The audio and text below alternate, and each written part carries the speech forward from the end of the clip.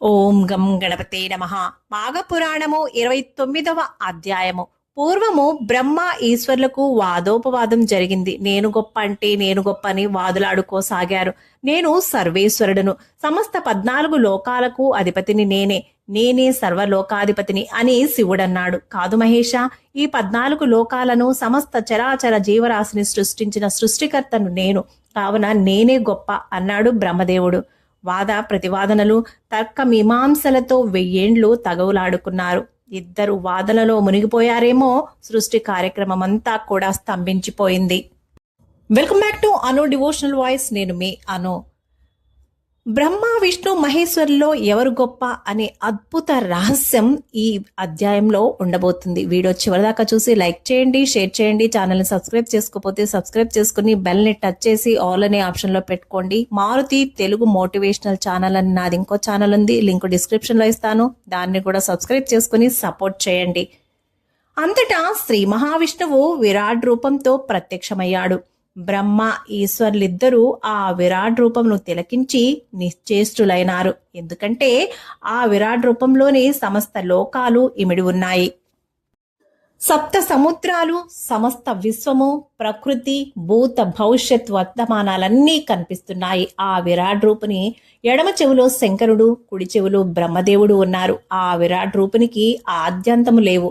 సర్వత్రా తానయ్యున్నాడు. అనేక వేల బాహువులతో ఉన్నాడు. సమస్త దేవాది దేవతలు, రాక్షసులు, మునులు సమస్తము భగవంతుణ్ణి కీర్తిస్తూ కనిపిస్తున్నాయి. నదులు, నదీ నదములు, పర్వతములు, కొండలు, గుట్టలు, మెట్టలు, ప్రకృతి, జలపాతములు సమస్తము కనబడుతున్నాయి.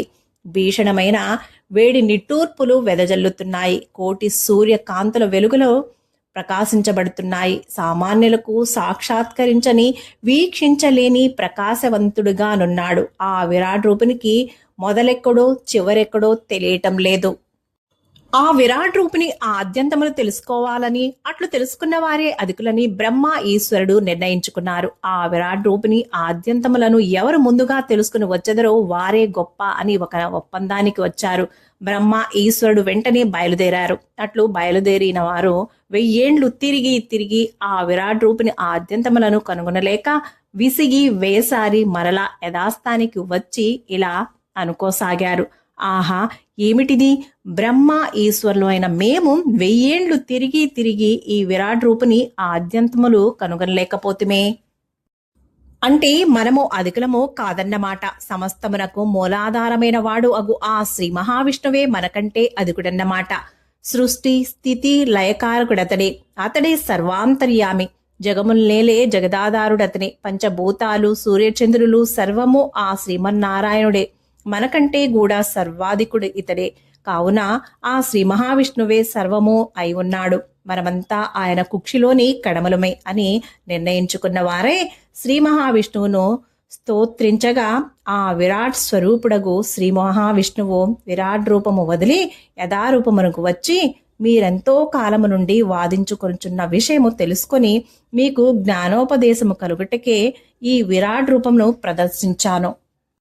నా విరాట్ రూపం యొక్క ఆద్యంతములు తెలుసుకునలేక నిశ్చేష్టులై మీ కలహాన్ని ఆపుచేశారు.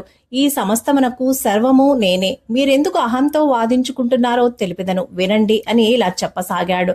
సమస్తమునకు 3 గుణములు నిర్దేశించబడ్డాయి. వీటినే త్రిగుణములు అంటారు.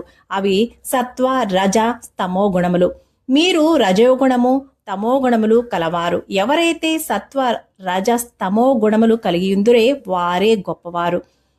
తేజోవంతులుగా ఏకాత్మ స్వరూపినిగా ఆదిలో 3 రూపములే ఉన్నాయి. అవి సృష్టి, స్థితి, లయ రూపములు. సృష్టికి బ్రహ్మ, స్థితికి నేను, లయమును పొందువానిగా ఈశ్వర్ని అధిపతులుగా చేసి తిని. కావుననే వీరిని త్రిమూర్తులందరూ. త్రిమూర్తులనే వారు 3 కాదు, ఏకస్వరూపమే. సృష్టి సౌలభ్యము కొరకు త్రిగుణాత్మక స్వరూపలమైనాము. కావున మీరు వేరు నేను వేరు అనేది ఇక్కడ లేదు. అంతా ఏకస్వరూపమే. కాబట్టి మీకు పూజలు చేసినా, నాకు పూజలు చేసినా, 3లో ఎవరికి చేసినా మన ఏకస్వరూపానికే చెందుతాయి. త్రిమూర్తులమైన మనలో భేదముండదు. మీ రజో తమో గుణముల ప్రభావముచే మీరిట్లు ప్రవర్తించారు. కావున శాంతించండి అన్నాడు. బ్రహ్మదేవా, నీవు ఎక్కడి నుండి ఉద్భవించావు? నా నాభి కమలము నుండే కదా. కావున నీకును నాకును భేదమున్నదా? లేదు అన్నాడు. అట్లే ఓ మహేశ్వర, ఓంకార స్వరూపుడువగు నీ గొప్పతనమును తెలియకోరి నారదుడు ఒకనాడు నీ మహత్యమును గురించి తెలుపమనగా నేను నీ యొక్క మహిమను సర్వస్వమును వినిపించి తిని. నాటి నుండి సర్వేశ్వరుని ఘనత నారదుడు సమస్త లోకాలకు విస్తరింపచేశాడు. ఓ సాంబశివ, నీవు నిర్వీకార నిరాకల్పుడవు, శక్తి స్వరూపుడువు, త్రినేత్రుడువు, సర్వేశ్వరుడువు, ఆది దేవుడవు నీవే, ఆత్మస్వరూపుడువు కూడా నీవే. బోళా శంకరుడు అయిన నీవే ఇంత పంతము పట్టుతగనా? నేనే నీవు, నీవే నేను అందురే శివకేశవులని భక్తులు భజింతురే, పూజింతురే. నిత్య సత్య స్వరూపుడువు, నిత్యానంద రూపుడువు, నిత్య ధ్యాన స్వరూపుడువు, అర్ధనారీశ్వరుడువు, నీవు కూడా నాతో సమానమే అంటూ హితబోధ చేశాడు. ఈ విధంగా బ్రహ్మకు ఈశ్వరునికి జ్ఞానోపదేశం చేసి వారిద్దరికీ సఖ్యత కుదిర్చి వారిని ఆశీర్వదించి పంపివేశాను. కావున మాఘమాసమందు త్రిమూర్త్యాత్మక స్వరూపుడైన జగద్రక్షకుడగు శ్రీహరిని పూజించినచో సమస్త పాపము నుండి విముక్తి కలుగుటయే కాక స్వర్గార్హత పొంది సుఖించగలరు. ఇది మాఘపురాణము 29వ అధ్యాయము సమాప్తము. సర్వేజన సుఖినో భవంతు. శుభం. మరొక మంచి అధ్యాయంతో మళ్ళీ కలుద్దాం.